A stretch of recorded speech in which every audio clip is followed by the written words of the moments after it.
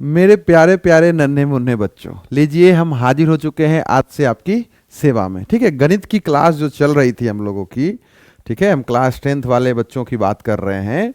तो उसमें याद कीजिए जो लास्ट क्लास हम लोगों का हुआ था, वहाँ हम 3.6 डिस्कस कर रहे थे।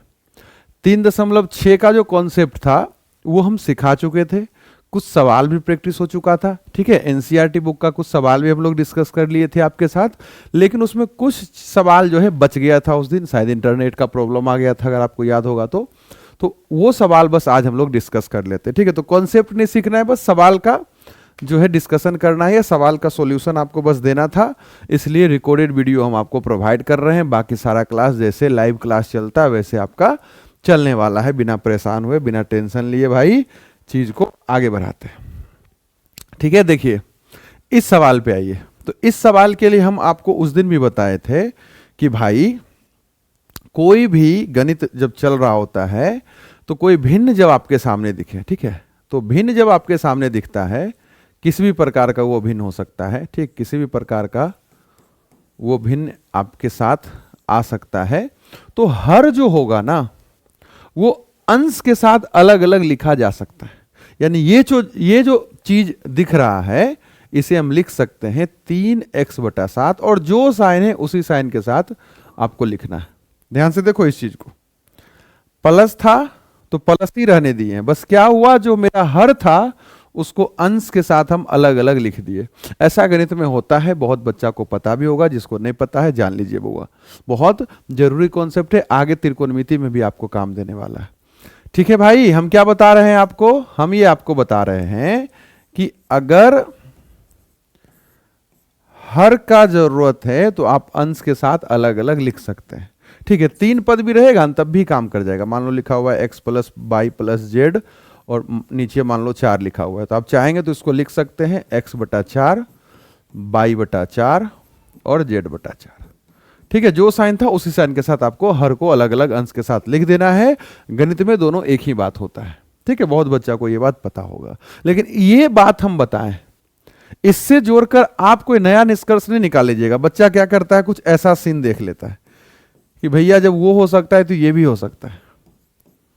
हर को आप अलग अलग अंश के साथ लिख सकते हैं, अंश को हर के साथ अलग अलग नहीं लिख सकते हैं। भाई इसका गारंटी गणित दे रहा है तो हम भी दे रहे हैं, एक गारंटी हम नहीं दे रहे हैं, तुम समझना।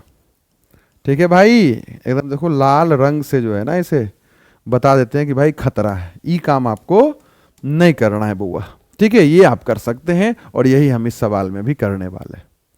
अरे ठीक है, तो इस सवाल में, अरे भाई सवाल आ जा, सवाल आ जा, ये है सवाल भाई मेरे पहले। तो इस सवाल में हम ये काम अभी करने वाले हैं। ठीक है बुआ, तो चलिए क्या करेंगे, बहुत आसान है। ये समीकरण जो दिख रहा है इसे हम क्या करते हैं, लिख देते हैं 7x/xy। इस सवाल को बनाने का बहुत सारा तरीका है, लेकिन जो हमें आसान लग रहा है कि आपको आसान लगेगा, वो आसान तरीका हम बताने का प्रयास कर रहे हैं। ठीक है, तो अभी जो हम समझा रहे थे वही काम किए, हर को दोनों अंश के साथ अलग अलग लिख दिए सेपरेट करके, और माइनस था तो यहां भी माइनस दे दिए। अब अगर ध्यान से देखिएगा तो ये x और x आपका कट जाएगा, और इधर y और y कट जाएगा, तो यहां से निकलेगा 7/y, और यहां से निकलेगा 2/x, और बराबर 5 की 5। ठीक है भैया, आप बोलिएगा ठीक है सर। चलिए इसका नाम भी दे देते हैं, ये समीकरण मान लो मेरा 1 हो गया। ठीक भाई, अब इस पे आओ, यहां भी सेम काम करना है।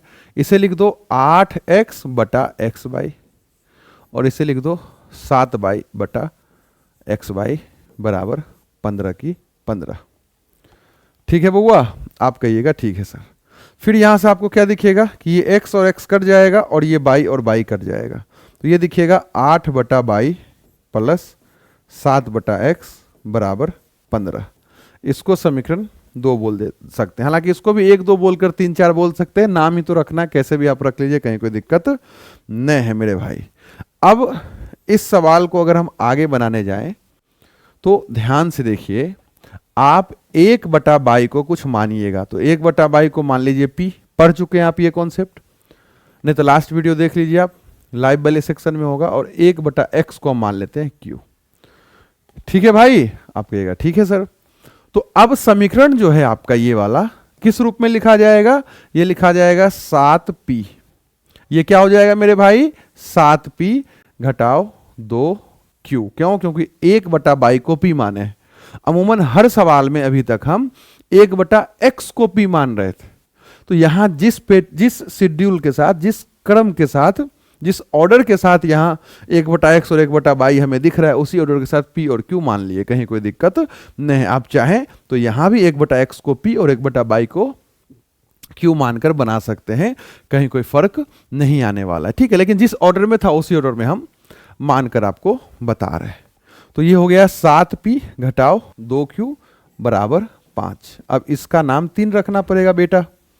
अब यहां आ जाओ, इसको लिखना पड़ेगा फिर से, देखो 8p प्लस 7q बराबर 15, और इसका नाम हम समीकरण 4 रखेंगे। ध्यान से देख लीजिए, 1/22 को हम p माने हैं, इसके कारण ही 8p प्लस ये 7q आपका हो गया।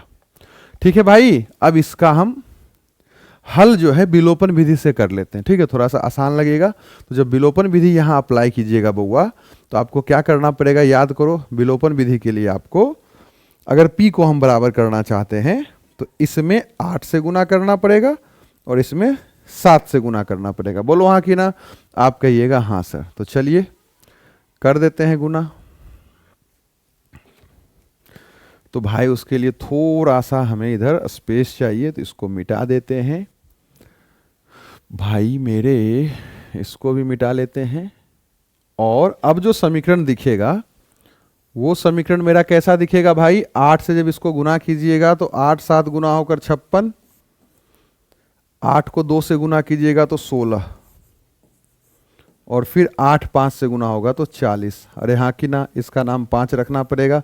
गुस्सा नहीं होना है, समीकरण का नाम जैसे जैसे समीकरण मिल रहा है आप नाम रखते चल जाइए, कहीं कोई दिक्कत नहीं है। नाम रखने में क्या जा रहा है आपका। 8 को फिर 7 से गुना कीजिए 56। बड़ा हिंसक सवाल है भाई, इसमें 56 आ रहा है। हाँ, 7 को इससे गुना कर दो 49, आता है ना विलोपन विधि सबको। 7 को इससे गुना कर दो, 15 गुने 7 105। इसका नाम 6 रख देते हैं। अरे ठीक है भाई, आप कहिएगा ठीक है सर। अब इसे हल कर लेते हैं। तो क्या करना पड़ेगा, समीकरण 6 को समीकरण 5 से घटाना पड़ेगा। 6 में 5 घट रहा है, ठीक है। चलिए आपके लिए लिख ही लेते हैं, रिकॉर्डिंग जब हो ही रहा है तो आप लोग बढ़ाकर भी देख सकते हैं, जहां लगे आपको फास्ट फॉरवर्ड कर लीजिए सवाल को, है ना मेरे भाई। हम भी बहुत दिन बाद आप लोगों को पढ़ा रहे हैं, हमें भी बड़ा अच्छा फील हो रहा है, आपको भी अच्छा फील हो रहा होगा। खैर, तो बेटा इसको जब घटाने जाइएगा तो याद कीजिए साइन क्या होगा, चेंज हो जाएगा। तो ये माइनस, ये प्लस, और ये ससुरा हो जाएगा माइनस। तो ये तो कट गया, ये दोनों जुटेगा तो कितना हो जाएगा 65, 65q, और ये घटकर हो गया देखो 65। तो ध्यान से देखो q का वैल्यू 1 आ जाएगा, q का वैल्यू बेटा 1 आ जाएगा। अब हम लोग जो है मेरे नन्हे मुन्ने राही, क्या करना है, q का मान कहीं रख लो। तो अगर हम इस q के मान को समीकरण 5 में ही रख देते हैं, ठीक है। q का मान समीकरण 5 में रखने पर, ठीक है, q का मान हम लोग समीकरण 5 में रख देते हैं। तो समीकरण 5 ध्यान से देखो यहां है, तो आपको लिखना पड़ेगा 56p घटाओ 16q, और q की जगह 1, 16q है ना, और q का मान हम 1 निकाल लिए तो उसकी जगह 1 रख देंगे। आप कहिएगा हाँ सर, और बराबर 40 की 40। तो ये हो गया बेटा 56p बराबर 40 प्लस 16, ये -16 उधर जाकर +16 हो गया। तो यहां से 56p बराबर 56 आ गया।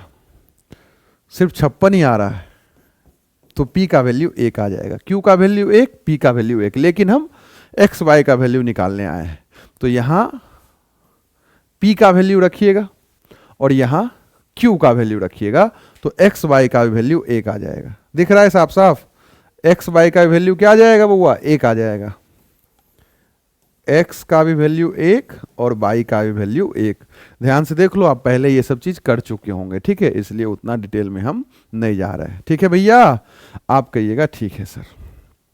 चलिए आगे बढ़ेंगे। अब तक छठा सवाल देख लेते हैं। सेम है, अगर आप ध्यान दीजिए तो ये सवाल वही बन जाएगा। 1 मिनट आप हमको समय दीजिए, इसको प्यार से देखो, ठीक है। प्यार से देखना है, मतलब प्यार से देखना है। जब इसको आप प्यार से देखिएगा तो आपको क्या दिखेगा कि ये लिखा हुआ है 6 गुने x गुने y। तो हम क्या 6x प्लस 3y के साथ एक्स वाई को इधर भेज दें? आप कहिएगा सर भेज दीजिए, गणित में ऐसा हो सकता है और आपको भी इस पर आपत्ति नहीं होना चाहिए। भाई मेरे एक्स वाई गुना में था, इसको इधर भेज दिए, भागा में आ गया, ये ऐसा दिखने लगा। तो इसी तर्ज पे अगर इसको भी आप देखिएगा तो कुछ ऐसा दिखने लगेगा। आप कहिएगा हाँ सर। और अगर आप इसको और इसको प्यार से देखिएगा तो आपको इसका याद आ जाएगा, इस सवाल का याद आ जाएगा। कह रहे भैया ये तो वही सवाल है। तो बताइए, 10th के आप विद्यार्थी हैं, 2-4 महीना में आपका बोर्ड परीक्षा पड़ने वाला है, तो क्या 5 नंबर अगर समझे, 5 नंबर सवाल आप खुद से बनाए तो अब ये सवाल खुद से नहीं बन जाएगा? आप कहिएगा हाँ सर। लेकिन चूंकि ये रिकॉर्डेड वीडियो है तो 1 मिनट और समय लेकर थोड़ा हम और आपको हिंट दे देते हैं। ठीक है मेरे भाई, हिंट क्या देना है? यहां से 6x के साथ आप हर को अलग कर दीजिए और 3y के साथ भी हर को अलग कर दीजिए, 6 की 6। और अगर यहां से आप लूडो खेलें तो ये x और x चला जाएगा और y चला जाएगा। 6/22 और 3/x बराबर 6 बन गया समीकरण। यहां से भी अगर देखिएगा सेम लॉजिक लगाइएगा तो ये कुछ आपका ऐसा दिखने लगेगा बेटा। यहां से x चला जाएगा, यहां से y चला जाएगा, तो ये 2/y और ये 4/x बराबर 5 हो जाएगा। तो अब यहां से आप लोगों के लिए क्या करना है? कुछ नहीं करना है। 1/y को p मान लिए और 1/x को q मान लिए। अरे ठीक है भाई महाराज, इसके बाद तो हो जाएगा। आप कहिएगा हाँ सर। चलो आगे बढ़ा। 7वां सवाल 3.6 चल रहा है। एनसीईआरटी बुक की हम बात कर रहे हैं। पहला सवाल 3.6 में अगर देखिएगा तो उसमें कितना सवाल है? उसमें 8 सवाल है इस तरह का, है ना। उसके बाद 2-3 वर्ड प्रॉब्लम है। तो ये 8 सवाल आज हम डिस्कस करेंगे। वर्ड प्रॉब्लम का तो अलग से क्लास चलने ही वाला है। ठीक है भाई। तो अगर इस सवाल को हम बनाने जाएंगे तो क्या होगा? देखिए, इस सवाल को जब हम बनाने जाएंगे तो ध्यान से अगर देखिएगा तो x प्लस वाई अटैच है, ये अलग नहीं हो सकता है। हम उस दिन आपको बताए थे, अगर आप लास्ट लेक्चर देखे होंगे तो। और दोनों में है x प्लस वाई और x माइनस वाई। तो 1/x प्लस वाई को आप मान लीजिए p और 1/x घटाओ y को मान लीजिए q।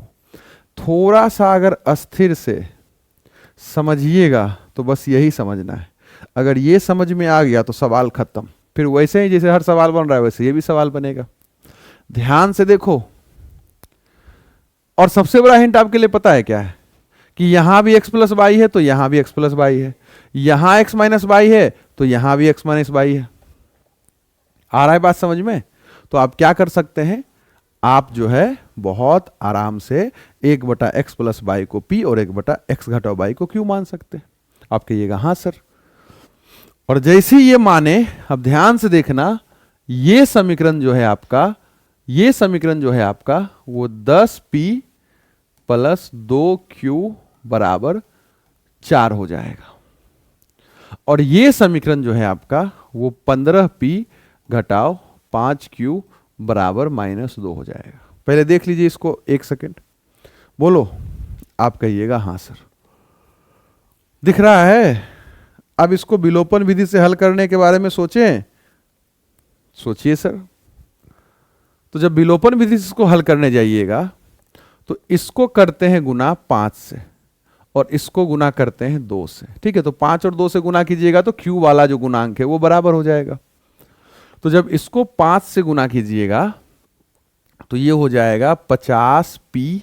इसको 5 से गुना कीजिएगा तो 10 और इसको 5 से गुना कीजिएगा तो 20। अगर ये समीकरण 1 रहा होगा और ये समीकरण 2 रहा होगा तो ये समीकरण 3 हो जाएगा। नाम वगैरह कॉपी पे बढ़िया से बनाइएगा तो अपना लिख लीजिएगा। इसको 2 से गुना कीजिएगा तो 30p, इसको 2 से गुना कीजिएगा तो 10q, और इसको 2 से गुना कीजिएगा तो -4, और ये समीकरण 4 बन गया। तो समीकरण 3 और समीकरण 4 यहाँ ऐड होगा, है ना, ये बराबर हुआ ना गुणांक इसका, तो ये ऐड होगा। क्या होगा मेरे भाई, जोड़ना पड़ेगा आपको समीकरण, ठीक है। तो जोड़ दीजिए, तो 50 और 30 हो गया आपका 80, ये वाला सेक्शन तो कट ही जाएगा, और 20 में 4 घटेगा तो ये हो जाएगा 16। तो P का वैल्यू 16/80, ठीक है, यानी P का वैल्यू 1/5 हो जाएगा। P का वैल्यू 1/5 हो जाएगा। अब इसी वैल्यू को मेरे भाई, इसी वैल्यू को मेरे भाई कहीं पे रख दो, कहीं पे रख दो। तो कहीं पे रखने के लिए थोड़ा सा हमें स्पेस चाहिए, तो इसको हम मिटा रहे हैं, ठीक है। टेलीग्राम चैनल पे जुड़ जाना, लिंक में डिस्क्रिप्शन है, वहाँ ये PDF भी हम आपको प्रोवाइड करवा देंगे, तो खाली आराम से समझते जाओ, ठीक है। देखो, तो P का वैल्यू 1/5 आया, उसको मान के चलिए हम रख देते हैं समीकरण 3 में। तो P का मान समीकरण 3 में रखने पर P का मान आया है तो 50 गुने 1/5। ध्यान से देखो, 50p, तो P का वैल्यू 1/5, तो 50 गुने 1/5 प्लस 10q बराबर 20। आप कहिएगा हाँ सर, आप क्या कहिएगा, हाँ सर। अरे तो कहिए हाँ सर। देखो, तो ये कट गया 10 बार में, तो ये हो गया 10 प्लस 10q बराबर 20। तो 10q बराबर 10, ई प्लस में उधर भेज दो, घट गया, q का वैल्यू 1, q का वैल्यू 1। अब यहां रखना पड़ेगा, तो 1 थोड़ा सा और हम स्पेस आपको ले लेते हैं, तो 1/x प्लस y को हम p माने थे, तो 1/x प्लस y मेरा आया 1/5, क्योंकि p का मान 1/5 आ चुका है। दोनों का व्युत्क्रम कीजिएगा, दोनों को उल्टा कीजिएगा, तो x प्लस y बराबर 5 दिखेगा। आप कहिएगा हाँ सर। यहां समीकरण 4 तक बनाए थे तो इसका नाम 5 रख लेते हैं, ठीक है। आप समीकरण 6-7 तक, हो सकता है कि मेरा यहां समीकरण 5 आया, समझाने के दौरान आप कॉपी पे बना रहे, हो सकता है ये समीकरण 6 या 7 बन जाए, कोई दिक्कत नहीं, क्योंकि सवाल जो होता है ना उसको भी समीकरण 1 और 2 आप मान सकते हैं, हम नहीं मान रहे हैं यहाँ पे, उसके लिए टेंशन नहीं लेना है। तो ये एक समीकरण बन गया, क्योंकि एक्स वाई का मान चाहिए और एक्स वाई का मान डायरेक्ट आया नहीं। अभी तक जो सवाल आप बना रहे थे तो P का मान रखते थे और ज्यादा ज्यादा व्युत्क्रम कर लेते थे, उल्टा कर लेते थे, तो एक्स वाई का मान आ जाता था। यहां नहीं आ रहा है, तो ये लास्ट जो 2 सवाल है वो थोड़ा सा और बड़ा जाने वाला है, लंबा जाने वाला है। तो P का मान लिख दिए 1/5, और फिर ध्यान से देखिएगा यहां तो 1/x घटाओ y क्यू है, 1/x घटाओ y क्यू माने थे, और q का वैल्यू 1 आया। तो यहां जब इसको भी उल्टा कीजिएगा तो x घटाओ y बराबर 1 हो जाएगा, और ये मेरा समीकरण 6 हो जाएगा। तो 5 और 6 दोनों समीकरण को क्या कीजिए, जोड़ दीजिए। समीकरण 5 और समीकरण 6 को जोड़ दीजिए, तो x और x जुटकर हो जाएगा 2x, y कट जाएगा, और 5 1 6 हो जाएगा, x का वैल्यू 3 आ जाएगा। x का वैल्यू क्या आ जाएगा मेरे भाई, 3 आ जाएगा।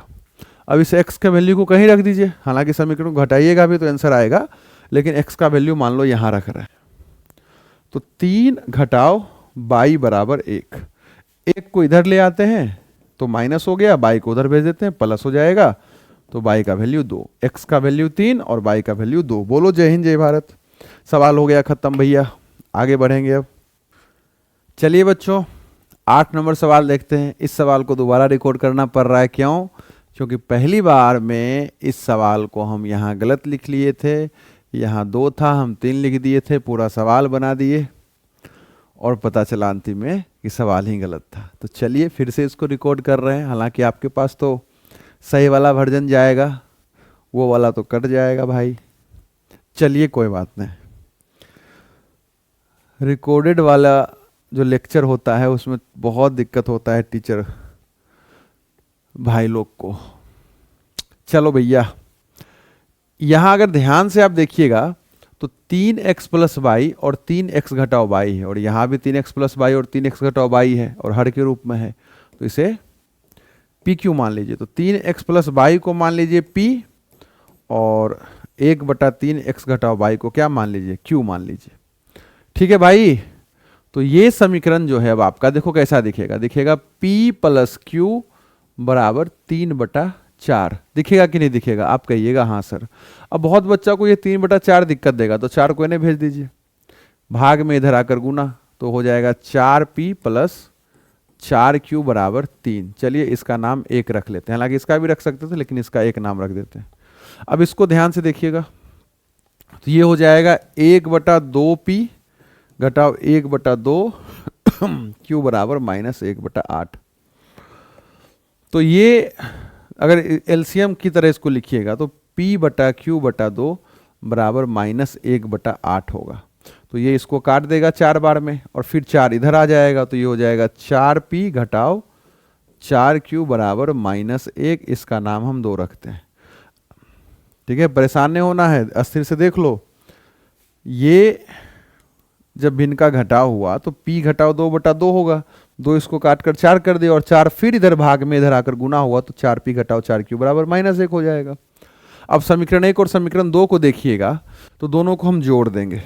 1 और 2 दोनों समीकरण क्या कर रहे हैं, जोड़ रहे हैं। तो 4 और 4 जुटकर 8 हो गया, क्योंकि दोनों प्लस में था, लेकिन ये वाला सेक्शन कट जाएगा और 3 में 1 घटेगा तो 2 हो जाएगा। तो यहाँ से p का वैल्यू क्या आएगा, यहाँ से p का वैल्यू आएगा 2/8। आएगा कि नहीं आएगा, 2/8। तो यहाँ से p का फाइनल आंसर जो है कटकर 1/4 हो जाएगा। तो ये p का वैल्यू आ गया। ठीक है, अब q का मान कहीं रख देते हैं, यहीं पे q का मान रखेंगे, मतलब p का मान रखेंगे तो q का मान निकल जाएगा। तो 4p है, तो 4 गुने p, 4 गुने p प्लस 4q बराबर 3। देख लो, ठीक है भाई। अब ये 4 4 कट गया, 1 प्लस 4q बराबर 3, तो 4q बराबर 2। तो q का वैल्यू ध्यान से देखो 2/4 हो जाएगा। तो फिर और ध्यान से देखो तो q का वैल्यू 1/2 आएगा, यानी p का वैल्यू 1/4 आया, q का वैल्यू 1/2 आया। अगर उधर आप याद कीजिएगा तो 1/3x प्लस y को आप p माने थे, ठीक है, और 1/3x घटाओ y को आप q माने थे। बोलो हाँ कि ना, आप कहिएगा हाँ सर। देख लो, 1/3x प्लस y को p और 1/3x घटाओ y को q माने थे, वही बात हम यहाँ लिख दिए। अब 1/3x प्लस y बराबर p है, और p का वैल्यू 1/4 आया, तो आपको यहाँ 1/4 लिखना पड़ेगा। उल्टा कर दीजिए, तो 3x प्लस y बराबर 4, और यहाँ देखो 3x प्लस y, और यहाँ उल्टा कर दीजिएगा तो 2 आ जाएगा। ठीक है मेरे भाई, कहाँ तक समीकरण गया था मेरा 2 ही तक गया है। तो इसका नाम हम रख देंगे 3, और इसका नाम हम रख देंगे 4, और 3 और 4 को हम जोड़ देंगे, तो 3 और 3 हो जाएगा 6x, y वाला पार्ट कट कर x का वैल्यू 1 आ जाएगा, और इस x का वैल्यू को कहीं रख दीजिए। देखो ध्यान से, तो ये हो जाएगा 3 गुने 1, 3 ही रह जाएगा, घटाओ y बराबर 2। आया समझ में, 2 को इधर भेज दिए, y को उधर भेज दिए, तो x का वैल्यू 1 आ गया, y का वैल्यू 1 आ गया। ठीक है मेरे भाई, तो इस तरह का जितना भी सवाल था x y का वैल्यू निकालने वाला डायरेक्ट, वो आज खत्म हो गया है। ठीक है, 3.3 में हम लोग प्रतिस्थापन विधि सीखे, 3.4 में हम लोग विलोपन विधि सीखे, और 3.5 में हम लोग वज्र गुणन विधि सीखे, और 3.6 में इस तरह का समीकरण को हल करने के लिए हम सीखे। ठीक है, अब आगे हम लोग सारा वर्ड प्रॉब्लम पे हम लोग काम करेंगे। तो आज के लिए इतना ही, बहुत बहुत धन्यवाद। जय हिंद, जय भारत।